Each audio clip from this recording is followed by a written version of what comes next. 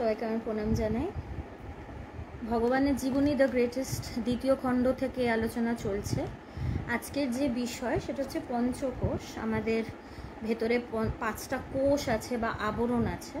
শুধু যে পঞ্চকোষ নিয়ে আলোচনা হবে তা না, সুষুপ্তি অবস্থা এগুলো নিয়েও আলোচনা হবে। এবং সুষুপ্তি ব্যাপারে অনেক ইনডেপথ একটা ডিসকাশন আছে বেদান্তে, এবং সুষুপ্তির বিচারটা খুবই কঠিন, তাই সবাইকে বিচারটা শেখানো হয় না। কিন্তু ভগবানের গুরু ভগবানকে শিখিয়েছিলেন সুষুপ্তির বিচার। তো আজকে ওই জায়গাটা আলোচনা হবে, তো সেটাই শুরু করছি। শাস্ত্রে বা মহাপুরুষেরা সমাধি সম্বন্ধে যা বলেছেন ভগবানেরও সেই একই অনুভব হয়েছে। সুষুপ্তি হলো সেই অবস্থা যেখানে জাগ্রত বা স্বপ্নের চঞ্চলতা নেই। তো এগুলো নিয়ে বারবার অনেকবারই আলোচনা করেছি। তো বারবার রিপিটেশন করতে হয় কারণ মানুষ মনে রাখে না বা অনেক বেশি কনফিউশন থাকে। তো প্রত্যেকবারই চেষ্টা করা হয় যতটা সহজভাবে লেখার মাধ্যমে ব্যাখ্যা বা বলার মাধ্যমে ব্যাখ্যা করা যায়।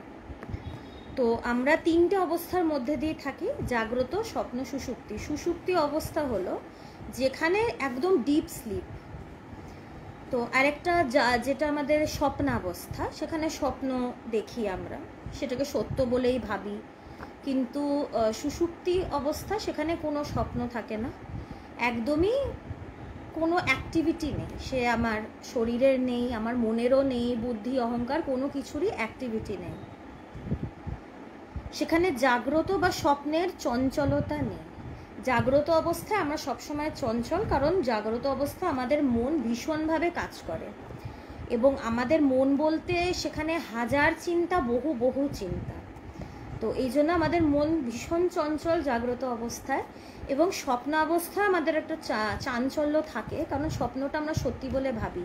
তাই যখন কোনো বাজে স্বপ্ন দেখি বা ভয়ের স্বপ্ন দেখি, আমাদের ভয় লাগে, তখন আমাদের মনে একটা ধুরপুর হয়, ঘাম ঝরে, একটা চাঞ্চল্য সেখানেও থাকে। কিন্তু সুষুপ্তিতে কোনো চঞ্চলতা নেই। তো অনেক মানুষই রোজ সুষুপ্তিতে যায়। যখন আমাদের খুব মেন্টাল এক্সজশন হয় বা ফিজিক্যাল এক্সজশন হয়, তখন মানুষের ডিপ স্লিপটা হয়, কারণ শরীরের একটা কমপ্লিট রেস্ট দরকার। তো সেই সুষুপ্তিতে অনেকেই যায়।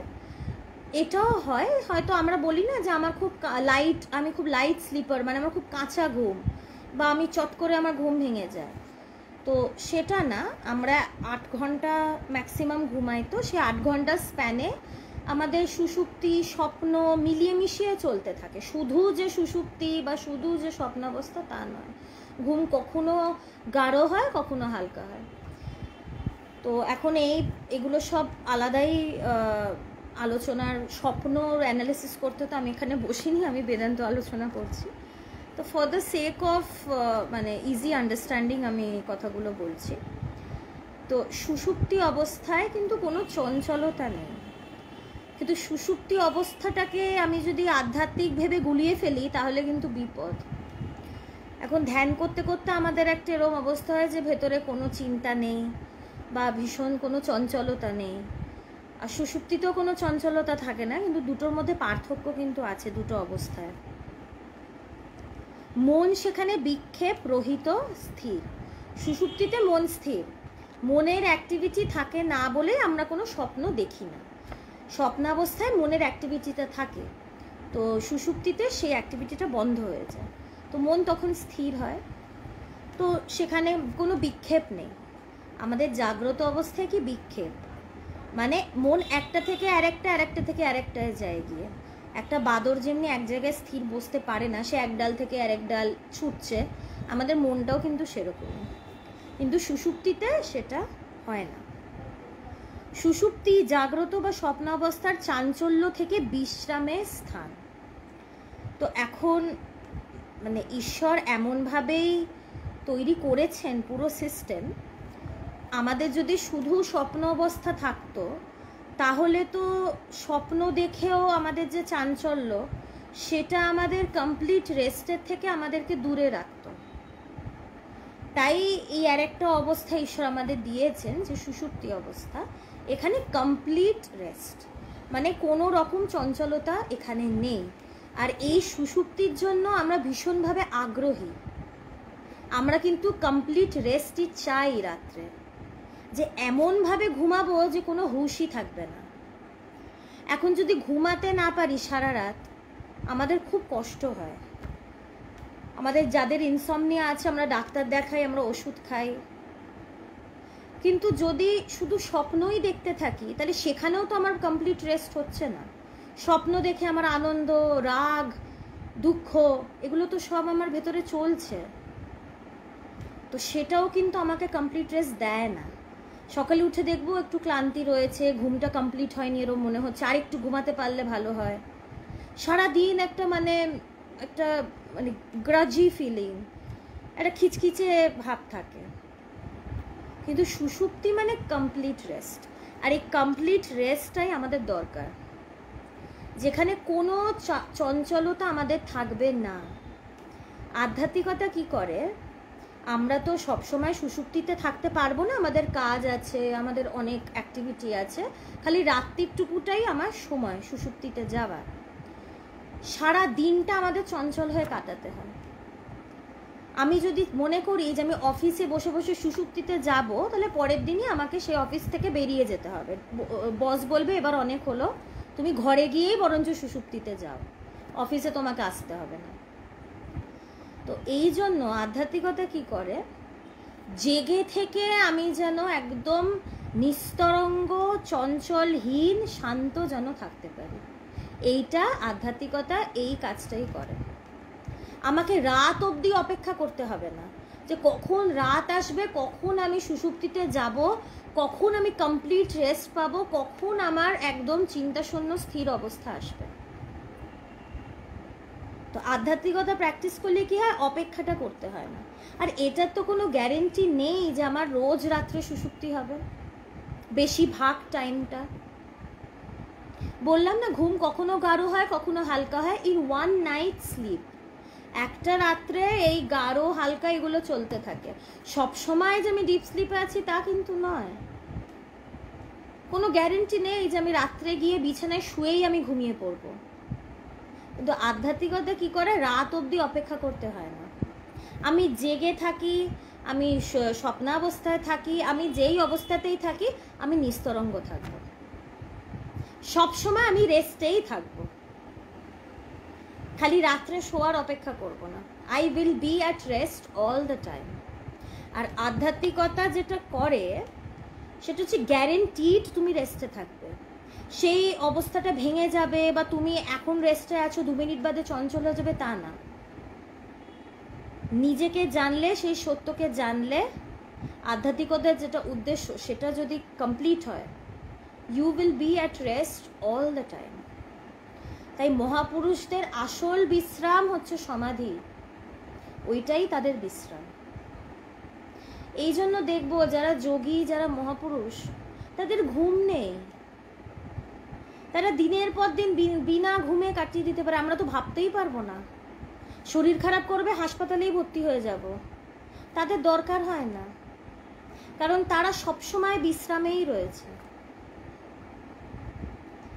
তার মানে কি বোঝা যাচ্ছে, যে চিন্তা শূন্য অবস্থা, স্থির অবস্থা, চঞ্চলতাহীন অবস্থা, ওটাই আমাদের রেস্টের অবস্থা, ওটাই আমাদের আসল নিড, রেস্ট, রেসপাইট। যখন আমি স্থির হব, যখন আমার ভেতরে কোনো চঞ্চলতা নেই, কোনো তরঙ্গ নেই, তখনই ওটা আমার প্রকৃত বিশ্রাম। কিন্তু আমরা কি করি, অজ্ঞানবশত সবসময় স্টিমিউলাসের মধ্যে থাকি। এই জগৎ সংসার তো মানে সবসময় একটা উত্তেজনার জায়গা। এইটা হচ্ছে, সেইটা হচ্ছে, যাই হচ্ছে প্রত্যেকটা ঘটনা আমাকে নাড়িয়ে দিচ্ছে সবসময়। আমি সবসময় বাইরের যা কিছু ঘটুক না কেন, সবসময় সেটা আমাকে প্রভাবিত করে ফেলছে। আই অ্যাম অলওয়েজ ইনফ্লুয়েন্সড, বেশিরভাগ নেগেটিভলি, পজিটিভ ইনফ্লুয়েন্স খুবই কম থাকে। তো এই উত্তেজনাটাই আমাদের শরীরে কিন্তু বাজে প্রভাব ফেলে। এই উত্তেজনাই কিন্তু আমাদের আসল বিশ্রাম থেকে দূরে রাখে। ওই স্থির অবস্থাই আমাদের প্রকৃত বিশ্রামের অবস্থা, ওটাই আমাদের আসল চাহিদা।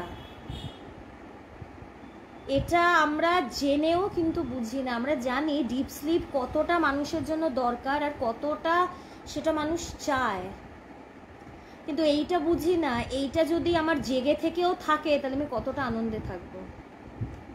আধ্যাত্মিকতা এই সলিউশনটাই দেয় যে খালি সুষুপ্তিতে কেন, খালি রাত্রে বিছানায় কেন, তুমি সারা দিন এরকম থাকতে পারো।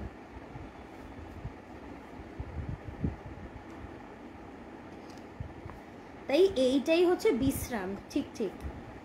চঞ্চল মন জাগ্রতে নানা বাহ্য বিষয় ও স্বপ্নে আন্তর বিষয় নিযুক্ত থাকে বলে খণ্ডিত ও অশান্ত হয়ে থাকে, কিন্তু সুষুপ্তিতে বিক্ষেপ শূন্য হওয়ায় খণ্ডিত থাকে না বলে সুষুপ্তিতে পরম শান্তি অনুভব করে।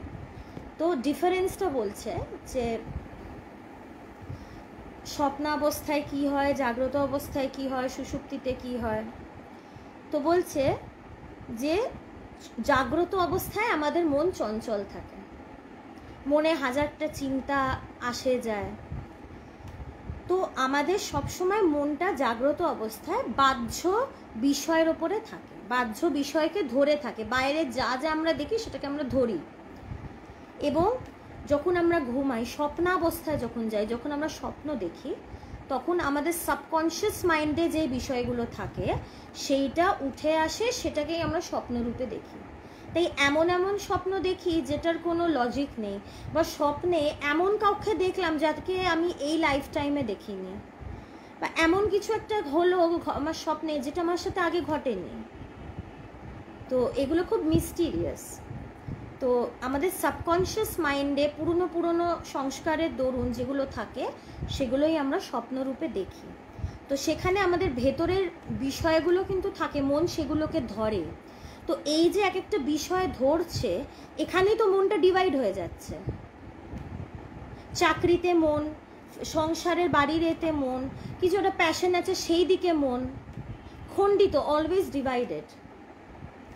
কিন্তু সুষুপ্তিতে কি হচ্ছে, সুষুপ্তিতে তো কোনো বিষয় পাচ্ছে না, সেখানে জগৎ নেই কারণ গভীর ঘুম, সেখানে সাবকনশিয়াস মাইন্ডও নেই because mind is completely inactive. Conscious mind, subconscious mind সুষুপ্তিতে দুটোই ডরমেন্ট থাকে, শুয়ে সুপ্ত অবস্থায় থাকে। তাই আমার ভেতরের বিষয়ও কিছু নেই, তাই স্বপ্নও নেই। তো সেখানে যেহেতু বিষয় নেই, সেখানে তাই খণ্ডনও নেই, ডিভিশন নেই, ভাগ নেই, যেটা আমার জাগ্রত বা স্বপ্নাবস্থায় হচ্ছে। সুষুপ্তিতে সেটা হয় না। তাই সেখানে স্থিরত্ব থাকে, একটা শান্তি থাকে, কারণ খণ্ডন হচ্ছে না, ভাগ হয়ে যাচ্ছে না, কোনো বিষয় নেই, কোনো স্টিমিউলাস নেই যেটা আমাকে নাড়াবে বা যেটা আমাকে ইনফ্লুয়েন্স করবে।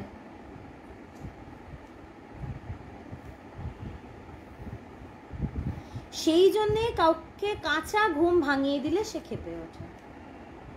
তো এই জন্য কাঁচা ঘুম যদি কারোর ভাঙে, সে প্রচণ্ড ক্ষেপে যায়, ডাকলি কেন, এত ভালো ঘুমাচ্ছিলাম। সে অজান্তেই কিন্তু মানুষ কিন্তু সেই স্থির অবস্থায় কিন্তু চায়, নাহলে সে ক্ষেপবে কেন যে তুই আমার কাঁচা ঘুম ভাঙালি। জাগ্রত অবস্থা যদি এতই প্রিয় হয় তাহলে ডেকে দিলে তো খুশি হব, ও তুই ডেকে দিলি, তুই না ডাকলেও তো সেটা আমি মিস করে যেতাম। কিন্তু না, ঘুম ভাঙালে আমাদের ভীষণ রাগ হয়, কারণ আমরা ভেতরে ভেতরে subconsciously we require that state, we are attracted to that. আমাদের আকর্ষণ হয় সেই স্থিরত্বের প্রতি, সেইটা বাধাপ্রাপ্ত হলেই আমরা অজান্তে ক্ষেপে যাই। কোনোদিন কি ভেবেছি যে ঘুম তো ভাঙালো, আমি ক্ষেপে গেলাম কেন? ঘুম ভেঙে গেছে তা ক্ষেপে গেছি তা না, ঘুম অবস্থায় আমি যেটা এনজয় করছিলাম সেইটা আমার বাধাপ্রাপ্ত হলো, সেই আনন্দটা আমার ভেঙে গেল, সেই স্থিরত্ব, সেই শান্তিটা আমার বাধাপ্রাপ্ত হলো। এই জন্য সে মানুষ ক্ষেপে যায়। আমরা অজান্তে সেই স্থিরত্ব চাই, কিন্তু মায়ার জন্য, অজ্ঞানতার জন্য এই চাহিদাটা আমাদের ঢেকে যায়, বা আমরা কনসিয়াসলি এই চাহিদাটার দিকে তাকাতে পারি না, বুঝতে পারি না। এটাই মায়া।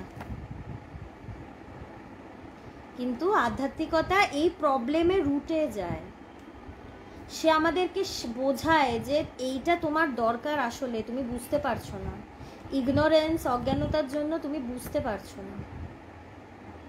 সে ধরিয়ে দিয়ে সে আধ্যাত্মিকতা এই সলিউশনটা দেয়। সুষুপ্তিতে মন অন্নময় কোষ, প্রাণময় কোষ, মনোময় কোষ, বিজ্ঞানময় কোষ ছাড়িয়ে আনন্দময় কোষে প্রবেশ করে, যার অব্যবহিত পরেই আনন্দস্বরূপ ব্রহ্ম বা আত্মা। আমাদের 5টা কোষ আছে, পঞ্চকোষ, আজকে যেটা আমাদের মূল বিষয়। এই 5টা কোষ কি কি? প্রথম হচ্ছে আমাদের এই শরীর, এটা হচ্ছে অন্নময় কোষ, কারণ আমাদের অন্ন দিয়েই এই কোষটাকে মেনটেন করতে হয়, খাবার ছাড়া এই শরীরটা থাকবে না। কিন্তু এটা ভালো করে বুঝতে হবে, এটাকে কিন্তু কোষ বলা হচ্ছে। কোষ মানে কিন্তু আবরণ, একটা ঢাকা। এটা আবরণ মানে একটা কিছুর ওপরে এইটা রয়েছে পরত, তার মানে এই পরতটা আমি নই, এটা তো একটা জিনিসের ওপরে রয়েছে। তো সে কিসের ওপরে রয়েছে? জিনিসটা কি? আমি কি শুধু এই লেয়ারটা, এই শরীরটা তো একটা লেয়ার বলছে শাস্ত্রে, কোষ, আবরণ বা শীত বা একটা ঢাকা। আমি কি শুধু এই ঢাকাটা? আমরা তো নিজেদেরকে শরীর বলেই মানি, তার মানে আমি কি শুধুই একটা আবরণ? না, একদমই না। এখন আমরা বুঝি না বলে তাই, এই জন্যই তো এই ব্যাখ্যাগুলো করা হচ্ছে, আলোচনাটা করা হচ্ছে। প্রথমে আসে অন্নময় কোষ, সেটাই শরীর, এটাকে অন্ন দিয়ে মেনটেন করতে হয়। অন্নময় কোষের পরেই আসে মনোময় কোষ, না এটার পরে প্রাণময় কোষ আসবে, মনোময় কোষ তো আসবে না। এটার পরে প্রাণময় কোষ, অন্নের পরেই প্রাণ, যেখানে আমাদের নিঃশ্বাস প্রশ্বাস চলে, আমাদের যে প্রাণ বায়ু যেখানে রয়েছে সেটা হচ্ছে প্রাণময় কোষ, ব্রিদিং। এর পরে হচ্ছে মনোময় কোষ, মানে আমাদের মন। মন মানে চিন্তার সমষ্টি, আমাদের কামনা বাসনা বৃত্তি। মনোময় কোষের পরে বিজ্ঞানময় কোষ, মানে আমাদের বুদ্ধি।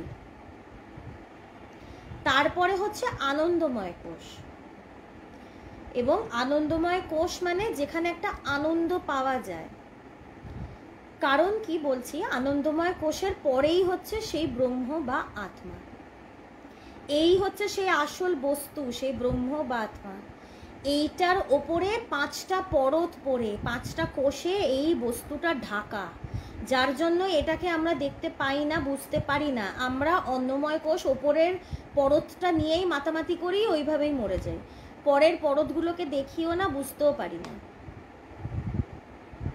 আর যেহেতু আনন্দময় কোষ, এই কোষটা যেহেতু ব্রহ্মের সবচেয়ে কাছে, তাই ব্রহ্মের স্বরূপ হচ্ছে সে আনন্দ স্বরূপ, তাই সেই যে তার যে ক্যারেক্টারিস্টিক্স, সেটার কিছুটা আভাস গিয়ে এই আনন্দময় কোষে পড়ে বলেই এইখানে আনন্দ পাওয়া যায়, since it is close two ব্রাহ্মণ।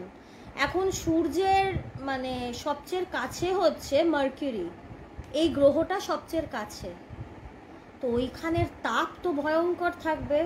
এটাও সায়েন্টিস্টরা কবে শুনছিলাম মার্কিউরি গলেই যাবে বা সূর্য সেটাকে করে নেবে, খেয়ে নেবে। তো যত কোনো গ্রহ সূর্যের থেকে দূরে থাকবে সে তত ঠান্ডা, যত কাছে সে তত গরম, কারণ ও তাপটা তো লাগবে। এখন আগুনের কাছে বসবো, তাপ লাগবে না, তা কি হয়? তাপটা আগুনের একটা ক্যারেক্টারিস্টিক, সেরকমই ব্রহ্মের আনন্দটা ক্যারেক্টারিস্টিক, তাই সেটার কাছাকাছি যেটা থাকবে সেখানেও সেটা ফিল হবে ওই তাপের মতন। তো সুষুপ্তিতে কি হয়, সুষুপ্তিতে আমরা এই আনন্দময় কোষে থাকি, এই জন্য সেখানে আমাদের একটা আনন্দ থাকে, শান্তি, একটা স্থিরত্ব, কারণ সেটা ব্রহ্মের সবচেয়ে কাছে, কিন্তু ব্রহ্ম নয়। Point to be noted. আমি যদি মনে করি আমি রোজ সুষুপ্তিতে যাচ্ছি মানে আমি ব্রহ্মে চলে যাচ্ছি, তা নয়। এই আনন্দময় কোষটাও কিন্তু একটা কোষ, ওটাও একটা আবরণ, সেটা কিন্তু সেই সত্য বস্তু নয়। আনন্দময় কোষে প্রবলেমটা কি হয়, অনেকেই আমরা আনন্দময় কোষে যাই, সেখানে আনন্দ পাই, আমরা সেটাকেই ব্রহ্ম বলে ভুল বুঝি, সেটা কিন্তু ব্রহ্ম নয়, সেটা ব্রহ্ম অনুভূতি নয়। কাছাকাছি বলে আনন্দটা লাগছে। এই জন্যই সুষুপ্তি থেকে আমাদেরকেও ঝাঁকিয়ে ঝাঁকিয়ে তুলে দিলে আমাদের কষ্ট হয়, কারণ এই আনন্দটা ব্রেক হয়। তার মানে বুঝতে হবে যে আমাদের আনন্দটা এই অন্নময় কোষেও নেই, প্রাণময়, মনোময়, বিজ্ঞানময় 4টে কোষেই নেই। আনন্দটা আনন্দময় কোষ থেকে শুরু হয়।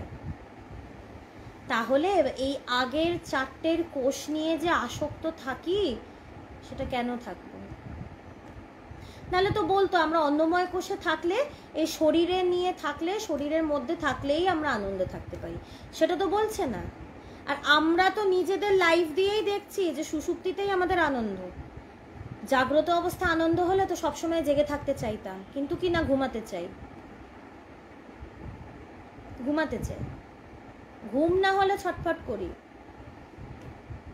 যেই সংসারকে এত ভালোবাসি, রাত্রি হলেই মনে হয় সব ছেড়ে ছুড়ে এটাকে অফ করে ঘুমাই, আর চিন্তা করতে পারছি না।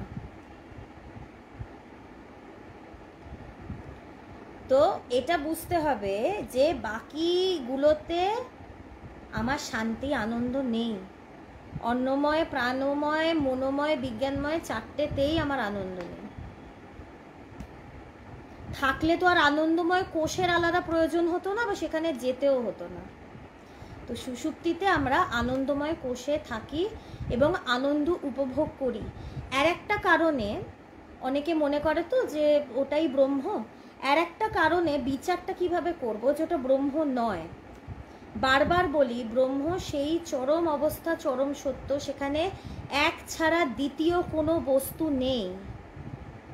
সেখানে আলাদা করে আনন্দও নেই, আর যে আনন্দ উপভোগ করবে সেও নেই। আনন্দ স্বরূপ। কিন্তু আনন্দময় কোষে কিন্তু আমি আনন্দ উপভোগ করছি, এখানে 2 আছে, তাই সেটা ব্রহ্ম নয়। আনন্দ উপভোগ করা আমার উদ্দেশ্য না, আনন্দ স্বরূপ হিসাবে নিজেকে অনুভব করাটা উদ্দেশ্য। এই ছোট ছোট জায়গাগুলো আমরা ভুল করি, এগুলো গ্রামার। আমরা যারা আধ্যাত্মিক পথে পথিক, আমরা এই জায়গাগুলো ভুল করি। আনন্দময় কোষে গিয়ে ভাবে আমি ব্রহ্মকে জেনে নিয়েছি। ব্রহ্মে আলাদা করে কোনো অনুভব নেই, সেখানে 2 নেই। এই জায়গাগুলোকে ভালোভাবে লক্ষ্য করতে হবে। যে বিচার করে তার কিন্তু এগুলো ধরা পড়ে, তার আর ভুলগুলো হয় না। তো এই কোষ ছাড়িয়ে আনন্দময় কোষ হচ্ছে সেই সুষুপ্তি, আর এটার পারে হচ্ছে সেই ব্রহ্ম বা আত্মা। আনন্দময় কোষে সুষুপ্ত জীবের মধ্যে ব্রহ্মানন্দের অভাব থাকে না, শুধু আবরণ থাকায় জ্ঞানের অভাব থাকে। তো এই অবস্থায়, সুষুপ্তি অবস্থায় ব্রহ্মানন্দের কোনো অভাব থাকে না। তো বললাম না, সেই তাপটা, আগুনের যেমনি কাছে গেলে তাপ লাগে, সেরকমই সেটা যেহেতু ব্রহ্মের সবচেয়ে কাছে এই কোষটা, তাই সেখানে ব্রহ্মানন্দর স্বাদটা পাওয়া যায়। কিন্তু কি, সেটা তো আবরণ, সেটা তো ব্রহ্ম নয়, সেটা একটা কোষ। It is separate from the absolute truth. তাই সেখানে জ্ঞানের অভাব। সেখানে ব্রহ্মের আনন্দ আছে, কিন্তু ব্রহ্মের অনুভব নেই, তাই সেই অবস্থাটাও অজ্ঞান অবস্থা। সুষুপ্তি সেটা অজ্ঞান অবস্থা, কারণ সেখানে খালি ব্রহ্মের আনন্দের উপলব্ধি আছে, ব্রহ্মের তো উপলব্ধি নেই। কারণ সেখানেও সেটা একটা কোষ, সেখানে অজ্ঞানতা আছে, অজ্ঞানতার বীজ সেখানে থাকে। কিন্তু যিনি জ্ঞান লাভ করেছেন তার মন চিরতরে শান্ত হয়ে গিয়েছে স্বরূপের অনুভূতিতে। তাই তিনি জাগ্রত থাকলেও তার মন স্থির থাকে, ও জেগে থেকেও তিনি পূর্ণানন্দের আস্বাদ লাভ করেন। এই কথাটাই আমি বলছিলাম, যে নিজেকে জেনেছে, যে জ্ঞান লাভ করেছে, তার মন চিরতরে শান্ত হয়ে গেছে স্বরূপের অনুভূতিতে। যে জ্ঞান লাভ করেছে তার মন চির শান্ত। তার মন শান্ত কি, তার মনই নেই, সে শান্তি স্বরূপ। তো তিনি জাগ্রত থাকলেও তার মন স্থির, জাগ্রত অবস্থাতেও তার মন স্থির, আবার সুষুপ্তিতেও তার পূর্ণানন্দ সে আস্বাদ করে, মানে শুধু সুষুপ্তি কেন, বাকি যে কোনো অবস্থায় তার সেই পূর্ণ আনন্দ থাকে। বাকি যে কোনো অবস্থায় তিনি জানেন তিনি ব্রহ্ম বা আত্মা। এইটা কোনোদিন ব্রেক হয় না, বা এটা নয় যে সে সেটা কোনো মুহূর্তের জন্য অনুভব করছে না, সে সবসময় অনুভব করছে। সে জানে সে মন নয়, সে জানে সে মানে শরীর মন বুদ্ধি চিত্ত অহংকার সব কিছুর পারে, সে সব কিছুর পারে। ভগবানও নির্বিকল্প সমাধি লাভের পর থেকেই ব্রহ্মই স্থিত হয়ে আছেন। তবুও সংসারের যাবতীয় কাজকর্ম এছাড়া ব্রহ্মোপদেশ দান করার জন্য যে সামান্যতম চঞ্চলতার প্রয়োজন হয় সেটা দিয়েই জগৎ ব্যবহার নিষ্পন্ন করে। তো তার তো ভগবানের নির্বিকল্প সমাধি হয় 1984-এ। তো তারপরে তিনি যে অবস্থায় রয়েছেন সেটা তিনি মানে তিনি সমাধিস্থ আত্মস্থ এইভাবেই তিনি থাকতেন। কিন্তু হ্যাঁ, এখন তাকে কাজ টাজ তো তার সংসারের কাজ আছে, সে তখন চাকরিও করতো, সেগুলোর জন্য মনটাকে যতটুকু ব্যয় করা দরকার তার থেকে 1% বেশি ব্যয় করতেন না। ভগবান এটা বলতেন, আমি সংসারের চিন্তা 5 মিনিট করি। এখন আমরা তো এটা ভাবতেই পারবো না যে সংসারের চিন্তা 5 মিনিট হচ্ছে। ভগবান বলতেন, আমি সকালে উঠে ভেবে নিই আমার সকালে কি কি কাজ আছে। যদি বাজার যেতে হয় আমি আমার স্ত্রীকে বলি যে এখনের কথা না, এটা অনেক আগের কথা, আমি তাকে বলি যে কি কি লাগবে আমাকে ফর্দ করে দাও, আমি একবারে গিয়ে সব নিয়ে আসবো। আমি ভেবে নিলাম আমার কি কি কাজ আছে, তারপরে আমি সেই কাজগুলো নিয়ে ভাববো না, সেগুলো আমার হাতে পায়ে হতে থাকবে, মনটা আমার সেখানে ঈশ্বরে, সেই সত্যে। তো এটা একটা প্র্যাকটিস। এই অবস্থায় কি আসা যায়? 100 বার আসা যায়। কোনো কিছু অসম্ভব নয় যদি আমি চাই। আমি যদি চাই আমি নিশ্চয়ই এই অবস্থায় পৌঁছাতে পারবো।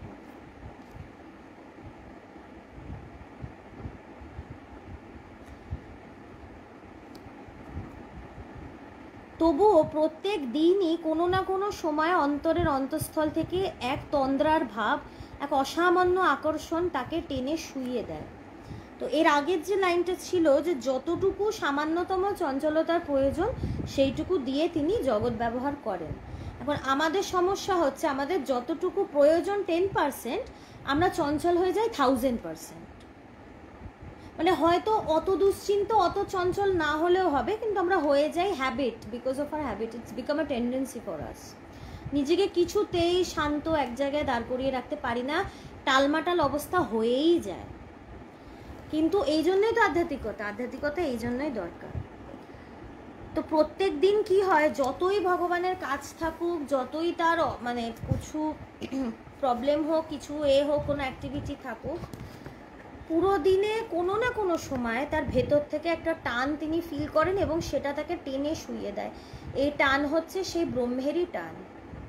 তখন চোখ খোলার জো থাকে না, যখন ভেতর থেকে টান আসে না, একদম ওইখানেই একজন চলে যায়, সেই সত্য সেই জায়গায়, তখন চোখ খুলতে ইচ্ছেই করে না। তো তার এটা হতো, এটা হওয়ার জন্য যে তার সংসারে কোনো ঝামেলা হয়েছে তা কিন্তু একদমই নয়। এটার ভাবার কোনো কারণ নেই যে এটা হলে আমার সংসারের কাজ হবে না, সব হবে। তখন শুয়ে পড়লেই সেই ক্ষণমাত্র চঞ্চলতাও উবে গিয়ে এক পরম আনন্দে জগতে প্রবেশ করে। তো যখন তার এটা হয়, ভেতর থেকে খুব টানছে, তখনই তিনি ভেতরে যান, তার চঞ্চলতাটাও শেষ হয় এবং সে ওই আনন্দটা লাভ করেন। তখন তিনি বিশ্ব ব্রহ্মাণ্ডের সাথে একাকার হয়ে থাকেন।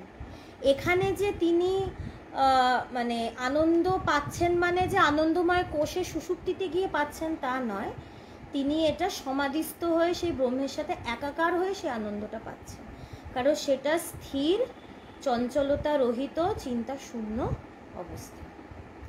এবং এই অবস্থাটায় পৌঁছানোই হচ্ছে আমাদের উদ্দেশ্য। কিন্তু আধ্যাত্মিক আলোচনা, আধ্যাত্মিক সাধনা, এই প্র্যাকটিসের উদ্দেশ্যই হচ্ছে আমরা যেন এই পঞ্চকোষ পেরিয়ে আমরা যেন সেই সত্যে পৌঁছতে পারি। সেখানেই আমাদের প্রকৃত স্থিরত্ব, প্রকৃত শান্তি, প্রকৃত আনন্দ। বাকি কোষ যদি নিয়ে থাকি তাহলে সব টেম্পোরারি পাবো। আসলটা হচ্ছে সেই পঞ্চকোষের পারে যেই বস্তুটা রয়েছে সেই বস্তুটাকে পেতে হবে, পঞ্চকোষ ভেদ করে ভেতরে যেতে হবে, কারণ সেটা সব কিছুর পারে। এবং সেটাই আমাকে, এই অনুভবটা আমার ওটা পেলেই একটাই অনুভব আসবে, আমি সে নিত্য শুদ্ধ বুদ্ধ মুক্ত সেই সচ্চিদানন্দ স্বরূপ, সেই আত্মা বা ব্রহ্ম। তো এই জন্যই আমাদের চাই আধ্যাত্মিক প্র্যাকটিস, এই বিচার, যাতে ছোট ছোট ভুলগুলো আমরা না করি, ভালোভাবে এই বিষয়টা আলোচনা করা। এইগুলো যদি আমরা করি, আমরা গ্র্যাজুয়ালি স্টেপ বাই স্টেপ আমরা অনেক বড় জায়গায়, আধ্যাত্মিকভাবে অনেক বড় জায়গায় আমরা পৌঁছতে পারি। তো এটাই প্রার্থনা, আমরা যেন খুব শিগগিরই সেই সত্যকে জানতে পারি, সেই সত্যে পৌঁছতে পারি। এই প্রার্থনা জানিয়েই আজকের আলোচনা শেষ করছি। সবাই ভীষণ ভালো থাকবেন। পরের দিন আবার আরেকটা আধ্যাত্মিক বিষয় নিয়ে আলোচনায় বসবো। সবাইকে আমার প্রণাম।